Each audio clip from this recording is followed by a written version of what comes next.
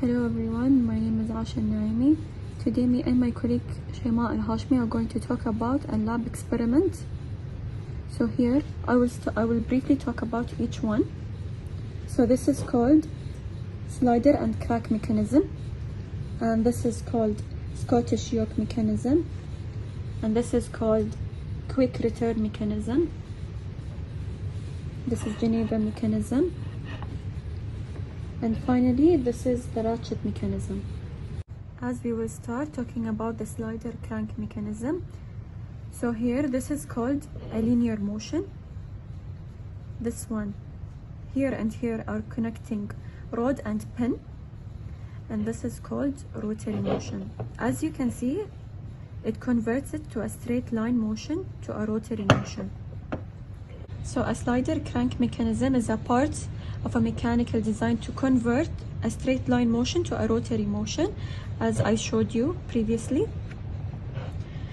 As in reciprocating piston engine, or to convert rotary motion to a straight line motion, as in reciprocating piston pump. Crank and slider mechanism is very common in reciprocating engines such as steam engines and combustion engine. It usually converts a piston linear reciprocating motion to a revolving wheel or crankshaft. So this is called the Scottish yoke. It's also known as slotted link mechanism. A typical application of a Scottish yoke where the linear movement of piston or piston becomes rotary movement of a valve.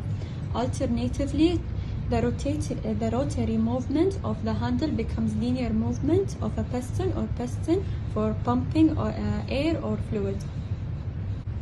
Most of the Scottish yoke mechanism design only work reliably in one direction, rotary to linear conversion.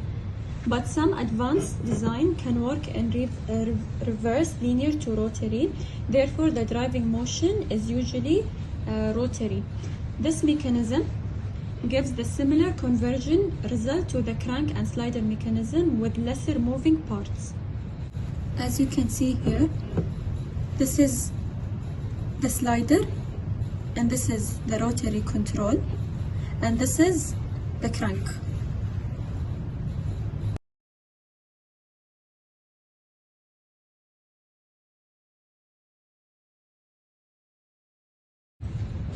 Here is the quick return mechanism. As you can see here, this is the linear motion, this is the rotary motion, and this is the control rotary. Okay, the quick return mechanism converts circular motion to linear reciprocating motion, as you can see here, with an acceleration and deceleration at each end of the stroke. As with the Scottish yoke, the driving motion is usually rotary. This mechanism differs from the Scottish yoke because its linear movement in one direction is slower than that in other direction. Its linear motion is less per degree of rotary motion in one direction than the other direction, giving its name quick return.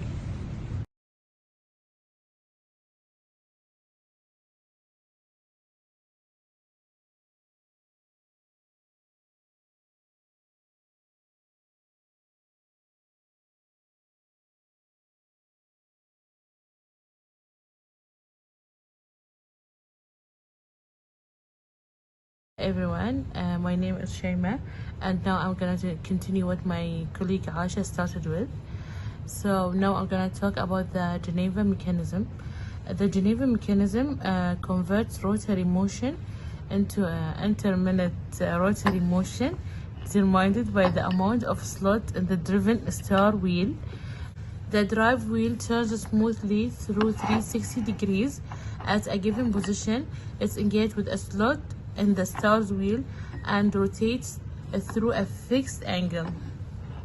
The crescent shape of the drive wheel, this is the crescent shape, and the drive wheel keeps the star's wheel in alignment while the drive P is not engaged.